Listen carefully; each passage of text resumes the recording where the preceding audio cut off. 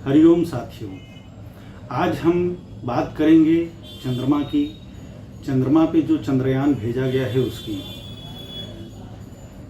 चंद्रमा बहुत ही महत्वपूर्ण ग्रह माना जाता है। चंद्रमा को ज्योतिष शास्त्र में मन का कारक कहा गया है। और हम सब ये जानते हैं कि जो खगोल विज्ञान है, अंतरिक्ष विज्ञान है और जो ज्योतिष विज्ञान है, दोनों एक दूसरे से कहीं न कहीं जुड़े हुए हैं।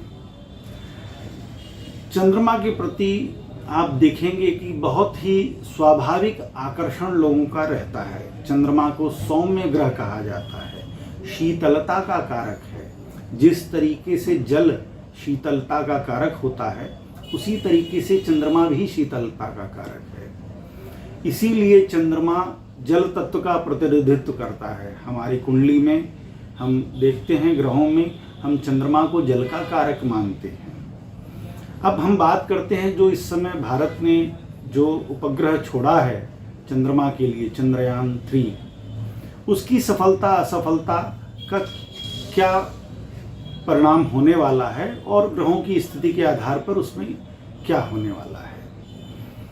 तो चंद्रयान जो 3 छोड़ा गया है वो रोहिणी नक्षत्र में इसको शुरुआत की गई है।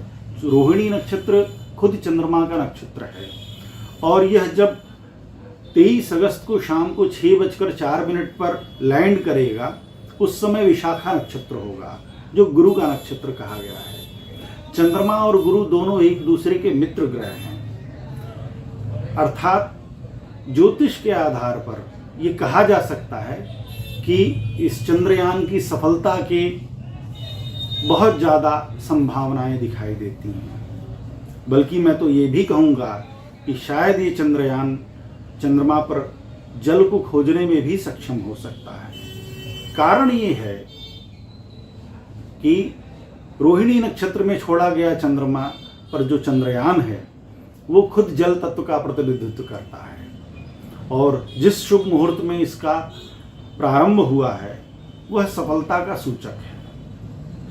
जैसा कि हम जानते हैं, हमारे इस पृथ्वी पर 77 से 72% जो क्षेत्रफल है वह जल से घिरा हुआ है।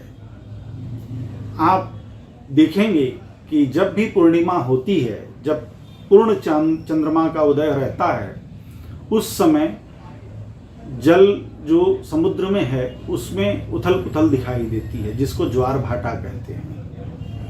इसका तात्पर्य ये है कि कहीं न कहीं निश्चित रूप से चंद्रमा की किरणों का प्रभाव जल पर बहुत ज़्यादा प्रभाव पड़ता है।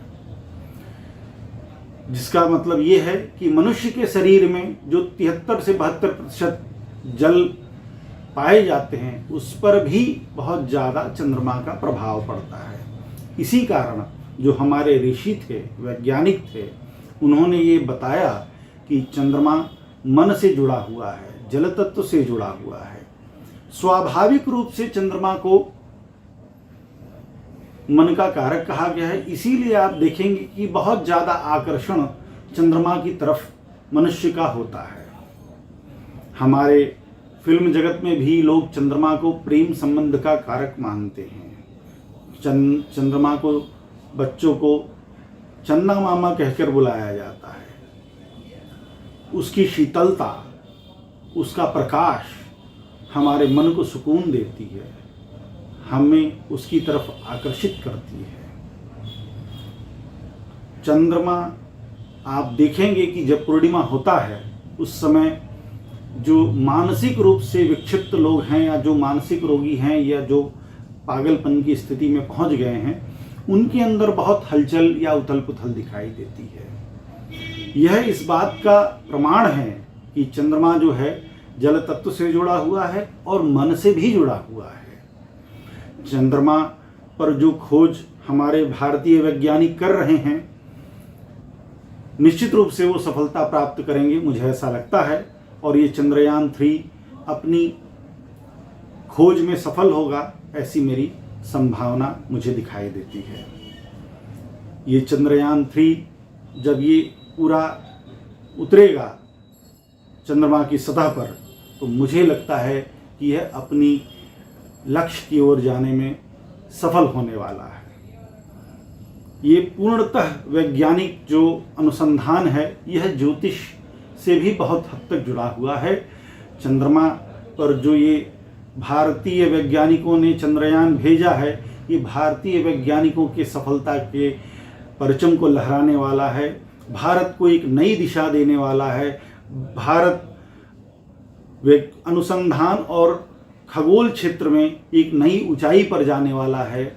यह जो समय आने वाला है भारत के स्वर्णिम काल की ओर लेकर जाने वाला है। और चंद्रमा जो है जिस पर हम चंद्रयान भेज रहे हैं, वहाँ से हमारा जो अंतरिक्ष अनुसंधान होगा, भारत का जो इसरो का वैज्ञानिकों ने जो अनुसंधान किया है वह भारत को एक नई दिशा देगा, विकासशील देश से विकसित देश की ओर ले जाने वाला होगा। और मुझे लगता है कि यह हमारे अनुसंधान के क्षेत्र में मील का पत्थर साबित होगा।